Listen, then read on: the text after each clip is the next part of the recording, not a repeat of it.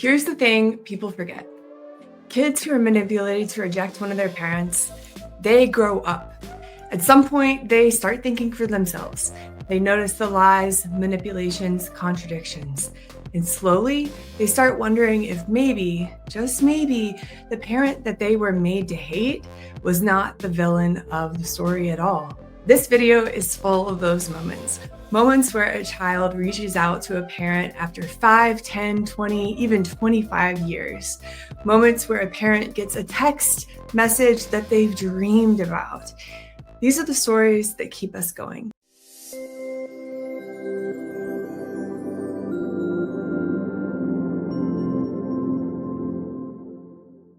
Hi, I'm Maddie, and welcome back to the Anti-Alienation Project. Here's where I talk about a certain form of child psychological abuse I went through for 20 years, often called parental alienation.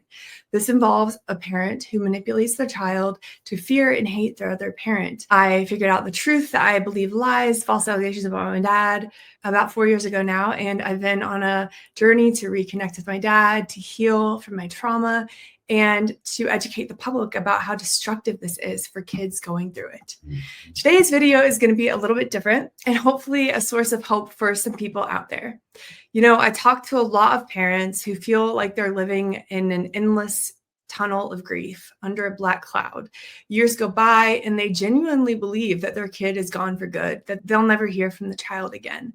But then you hear these stories of real families, real kids, real reconnection, stories that every alienated parent needs to know exists. I asked across my social media platforms last week for stories of hope. And boy, did you guys respond. I got lots of emails of messages, and this is not even all of the stories that I received. But today, especially in honor of this Thanksgiving season, where it's a time to feel grateful and a time to spread peace and hope and love, I think it's appropriate to share some success stories with you today. And I'm so grateful to be able to do it. So that's what today's video is for. Stories that remind us, hey, don't give up yet. I have another father who reached out to me and said that he is the father of an 11-year-old boy. And it was the most horrific experience of my life, he says, but I basically made it my full-time job to document what was happening, to undo the brainwashing, because I was not willing to accept waiting decades for my child to come around back to reality. He said pretty much every place he turned to help, he found completely useless. So it almost came down to what he did with his child to snap him out of it. Now, some of these don't go into great detail. Some of them are shorter. Others are longer, so I'm just going to share what I can, trying to keep the details anonymous. This one comes from a mother, and she has a son that she had been cut off for. She said, it's been essential in my learning what to do and how to navigate this abuse. Has been connecting with other parents and people who can help advocate for you, teach you how to navigate family court. She also credits her success to lots of persistence, calling police again and again, and for reporting custodial interference again and again. She says 1 to 2 times per week for 2 years, not giving up, going to every sporting event, dropping off food almost daily, filing emergency monthly motions, learning from other parental alienation parents was key, making friends, finding support. She said she found a lot of success with Karen Woodall's strategies. She was with her son, and on the way home, he got mad and loud and angry and started asking her questions. And she said that he was upset with her answers, but knew that they were truthful. And it was also different than the narrative he'd been told. So he basically had a mind explosion, realizing the truth and even asking his mom if he had been brainwashed. That is devastating. I didn't tell him anything further since he realized, but all of his rudeness and agitation went away and was then afterwards always polite and respectful, treating me like his mom. 12 months later, he had deep thoughts and told me he knows he's been abused, just doesn't know what the abuse is that he experienced. He's super sweet and calm, she says, but still goes through splitting because he has to put on an act for his dad. Very sad. She also adds, and I think this is important to mention, it is important for parents to know, children with special needs developmental delays, or medical needs are even more severely abused and neglected in alienation. My daughter has typical medical conditions to the taking care of Maya case, so it's been especially difficult knowing my daughter was sleep deprived, some days going on end without sleep, not allowed to leave the house, and in severe pain. Her symptoms were unmanaged, and she suffered alone, lost confidence and belief in herself, is completely enmeshed. But here's the mention of hope for this mom, that her daughter is smiling again now after being 5 months away from her dad. After a profound depression, now she's going to school, believes she is independent, and instead of ill and believing she's so sick and couldn't get out of bed, she's doing well. And I love that she describes in her email not only the success, but also a little bit about how she managed to get there. Okay. So this is another dad who says, "Thank you for doing your project and sharing your story. It has helped me as an alienated father. About 6 weeks ago, my daughter texted me out of the blue. I wondered what was up, and I slowly opened the text. Of course, you're cautious and careful when your child has been rejecting you meanly for so long. It might be hard to trust that they're genuine when they reach out, and I do understand that." He says, "She wanted to see how I was doing. It blew me away, but I thought there must have been an ulterior motive." And to be fair, sometimes kids in this position will reach out to get things like money, like material items, or to get knowledge. Sometimes they will reach out trying to manipulate you to get knowledge. This is not something that I ever did, but this is something that I think a lot of alienated kids sometimes do. And it can be really disheartening when you see that text or that message and get your hopes up and then be fooled, essentially. But I would caution parents from letting those stories from other parents of that happening. Please don't let that prevent you from hoping the best if your child does reach out to you. I think it's important to give them the benefit of the doubt. They have been severely abused. They're probably coming to you as a shell of who they once were, looking for answers. And if your response to them when they do reach out to you is to be cold, calculated, or suspicious, that reconnection is so less likely to happen. I think you have much more to gain by giving them the benefit of the doubt if they ever reach out, by being excited and hopeful and warm and loving when they do reach out. You have so much more to gain than to lose. So he says he replied in love and told her that he was good and he's always there for her. Yesterday, he got the following message. "Hey, Dad, thanks for being open to texting with me. I felt ready to share this. As I've gotten older and pursued therapy, I've realized that not everything I find bad about my childhood was in fact your fault. I understand narratives were created and I was too young to check their credibility. And actually, some of the things I once held against you, I am now grateful for. Thank you for wanting my brother and I to have a better education than we did. Ultimately, I think you and my mother did the best you could, so I've worked to release any anger I've harbored towards you guys. I forgive you, and hopefully you are experiencing good things in your life. I'm in grad school now, and I have my own place, and I'm very happy. I wanted to share at this time, I'm not at a point to rebuild any relationships. As I've said to others I have established boundaries with, please don't view boundaries as a punishment or expression of unforgiveness. Rather, they are something I now use myself to be healthy and feel safe. I thought you deserved to know the things I shared above. Wishing you the best, Jillian." The dad says, "My heart is full. I know this will take time, but I'm letting her make the moves. It's probably the right decision, Dad." He says he replied and told her, "I am here," accepted her forgiveness and apologized for things I didn't do right that were within my control. I told her I would like a relationship, but I will respect her boundaries. Now I will wait. He also asked me if there's anything I should or shouldn't do from his perspective. And for the sake of transparency, here's what I said to him. "Thank you so much for sharing this with me. I'm really glad you reached out, and I'm incredibly moved by what your daughter wrote. I'm so happy for you both. It sounds like you handled her message right. Calm, open, loving, and respectful of her boundaries. I would continue to follow her pace. Don't push. Keep messages warm and steady. As for your question, from my perspective, the main things to avoid are pressuring her for more contact than she's ready for, over-explaining or defending old events, or responding too quickly or too intensely in a way that might feel overwhelming. What I mean by that is just sending her tons and tons of messages. What you should do is exactly what you've been doing, responding with kindness, warm messages, respecting her timing. He says, thank you for the direction and the affirmations. It's an awesome feeling, which I'm sure your dad can understand, and maybe you can. He says, I'm excited, but I'm trying to keep those feelings suppressed to not get my hopes up. It's such a delicate situation. It's been 13 years of alienation for him, by the way. I can understand why you would want to keep your hopes managed. This is a really sweet part of the email that I feel called to share. He says, on another note, on the 15th of this month, I celebrated the anniversary of writing a note to my kids every night. It was the 11th anniversary. I've had faith my kids would see through this. I hope to one day give these books to her to read and see that not one day went by without me thinking of them and praying for them.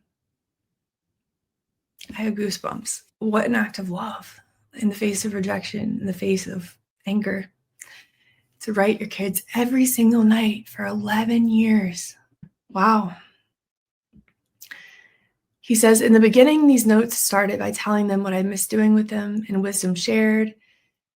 And now, sadly, because I don't know them anymore, it's mostly about what I am doing, wisdom or advice. I have over 45 books for each of my kids. I want to say a special shout out to that dad. I hope that your daughter continues to reach out to you and continues to analyze her life. I hope she reads those books. I hope they, at the very least, inherit those books from you and see what a testimony of unconditional love that really is. Here is a mom and another success story. She says, I saw that you wanted more success stories. I couldn't agree more that the biggest thing parents need during the alienating period is hope. Here is my story. I'm going to shrink down her story because she wrote me a little bit of a novel. She said, our children primarily lived with me, their mother, and their father gave up most of his visitation time and agreed to just work with our kids to do dinners when it worked for everyone. I had no problem with that. Her kids became belligerent and very mean towards her, making false allegations and lies about her. They were disdainful. They refused to go with her. Basically, she says that something at one point changed like a light switch, that her kids turned on a dime and began accusing her of awful things, said they wanted to live with their dad going forward and didn't want to speak to her again. She was served papers to reverse child support, receiving nasty text messages with untrue accusations that she could easily prove false, but the more she tried to prove herself, the nastier her children became. She began to realize that her very existence upset her daughters, and there was literally nothing she could say or do that wouldn't make the situation worse. She fought the custody switch and asked the judge to do family counseling. She was fearful of having other charges filed against her, bogus charges, and so she decided that she had to go on living after being beaten down by the family court for so long, which is probably something a lot of people can relate to. She says, we went almost a year and a half with zero contact. So many milestones and life events were missed. It was the hardest year and a half of my life. I missed her so much, I wasn't sure that my heart would survive the pain. She says, I'm not sure how or why things began to change, other than God was answering my prayers to soften her heart and allow truth to overcome the lies in her mind. I bought her a necklace for Christmas last year. Our middle daughter gave it to her. I wasn't sure if she would throw the necklace away or keep it, but she accepted it, and I began to see her wearing it in every single photo I saw of her. Suddenly, one day, 5 months later, she texted me and her siblings a group text asking if we were planning to attend her graduation ceremony. We all pulled over separately and started calling me saying, Mom, did you see that text? and we all cried. So it sounds like one of the siblings was much more alienated than the others. They cautioned me to not to act too excited as that could turn her off. I responded by saying, yes, I'll definitely be there. I wouldn't miss it. And things began to change pretty quickly after that. She texted me a little each day, asking for things like baby photos for school, and then addresses for family members to send invites to.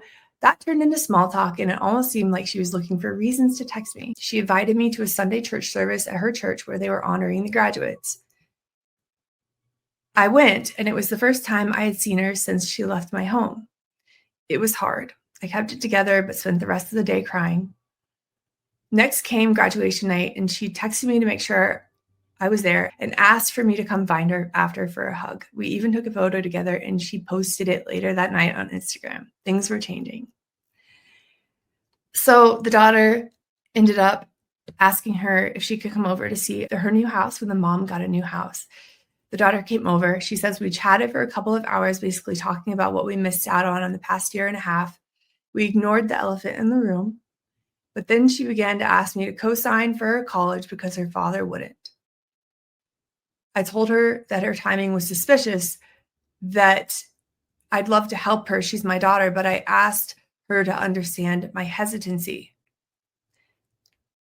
She began crying, saying, I just needed to stop being mad at you. I asked her if she was, and she said, yes, it was so healing. Did we talk about everything? No, we still haven't, and I'm okay with that. I know what happened. She loves her dad, and I don't think she could wrap her head around him doing something so evil to her.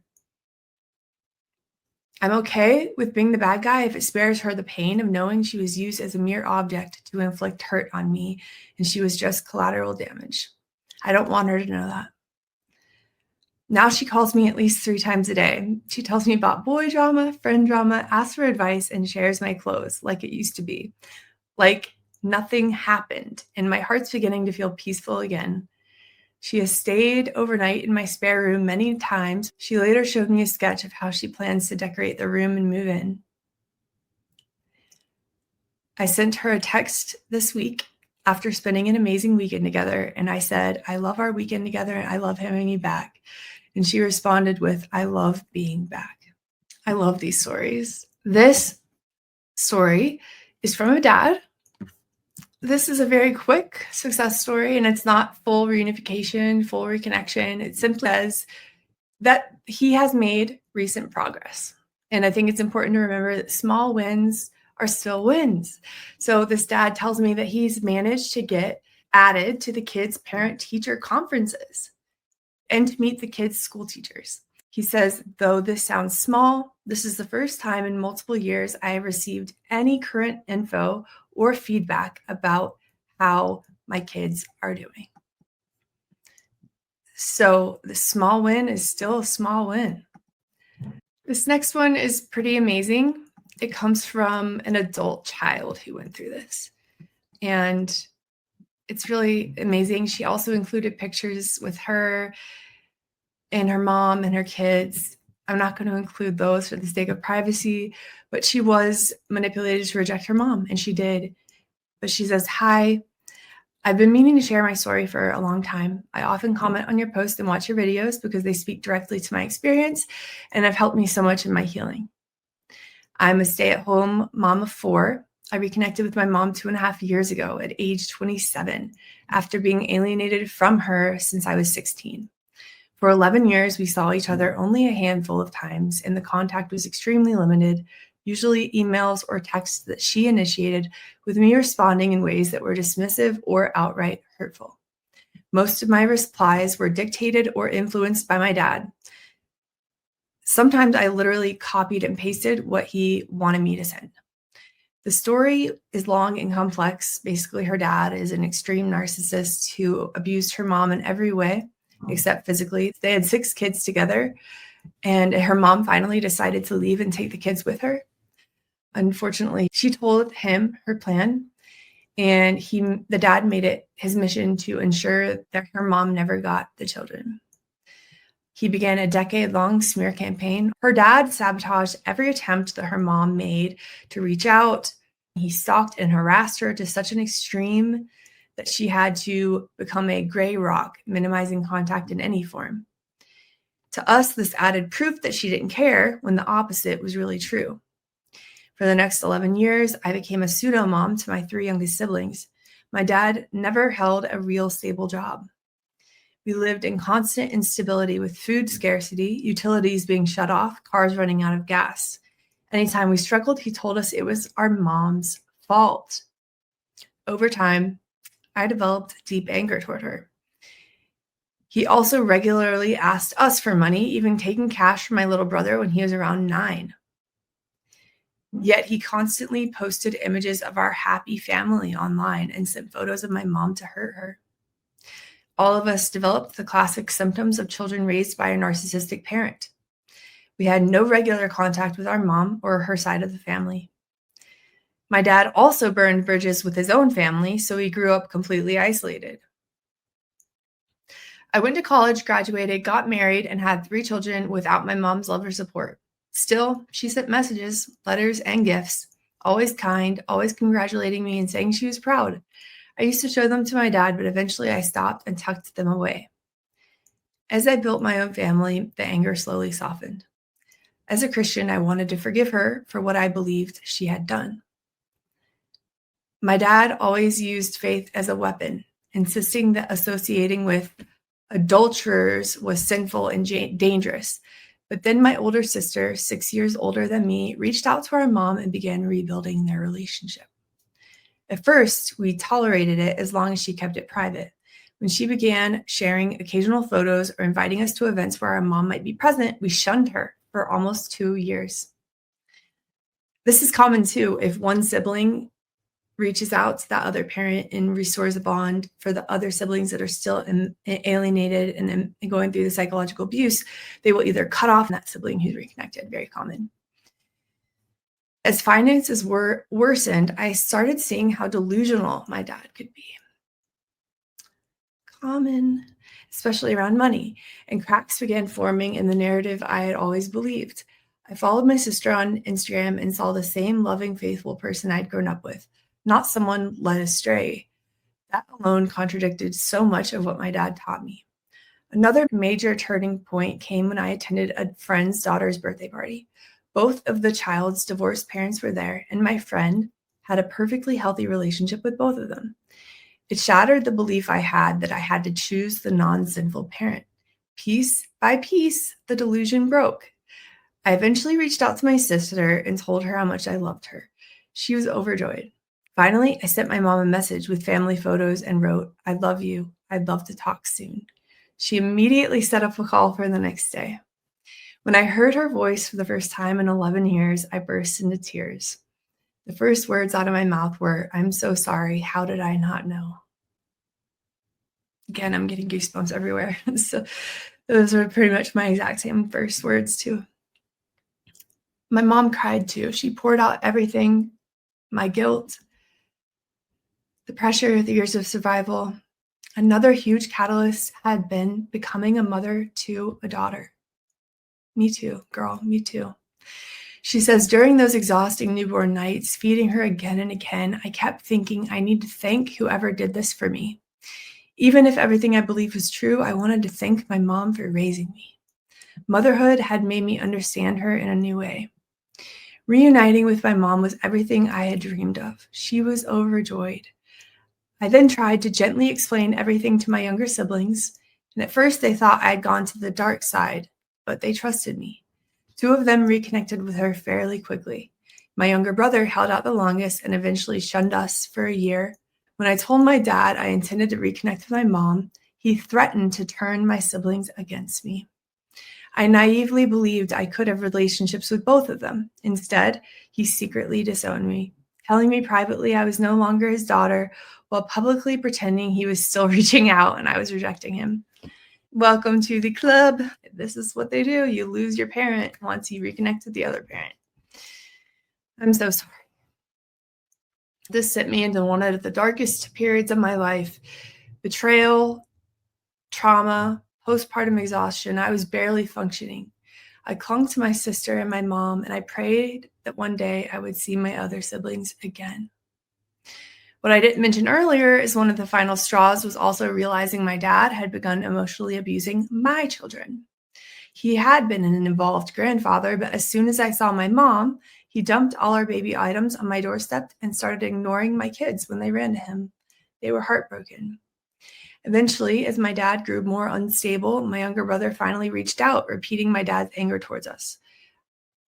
I told him I would reconnect with dad if he would reconnect with mom. He agreed. 2 days later, my dad attempted suicide in the home. Only my younger brother was there. Thankfully, my brother found him in time and he survived. He spent 2 weeks in a psychiatric hospital and then was released. Today, the only sibling who still refuses to see my mom is my oldest brother, who is very similar to my dad.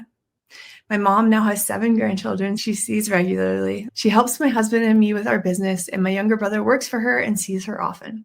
She is an incredible woman, and I'm so grateful to have her back. We talk constantly, and she helps with my babies. We travel together. She lives about 45 minutes away. I know I shared a lot about my dad, but really the heart of the story is the hope I found in reconnecting with my mom. Having read many alienation stories, ours is one of the most severe. The depth and the duration were extreme. My mom went years without seeing any of her children, despite never harming us, never having a criminal record, never being unkind. It is heartbreaking how deeply we were manipulated. We grew up isolated with low self-esteem and self-hatred. All 4 of us who broke free had placed our dreams on hold. We even followed my dad into the same career field because his presence was so consuming. You had to become a smaller version of him just to be accepted. Ironically, my dad insisting he was always following the truth is what led me to really discover the truth for myself. In the end, if this reunion can happen for my mom when there was zero hope, it can happen for others too. She attached some photos for fun. I'll describe them. So the first photo is her and her kids and her husband with the new baby. The second is her mom with her newborn baby. And the third is her mom and her with all of her siblings. She also included a picture of her with her mom for the first time in 11 years. And I'm looking at this picture right now, and it's just so beautiful. It makes me really emotional, really happy. Sad that this happens to people, but so happy that there are good endings that happen. There are a couple more success stories. Those are not all the success stories I received, and I am going to continue to share more of these success stories I've received, perhaps through text or through photos some other way other than a video. But I wanted to share this today in the spirit of Thanksgiving, giving thanks for the fact that love, hope, truth does win out a lot of the time. At the end of the day, sometimes all of that hope and love is drowned out by noise and the trauma, the pain. And I wanted to put a spotlight on it today because that is what is so important to remember, that there is hope and to be prepared for when that phone call comes through or when your child does respond to your email, your text one day.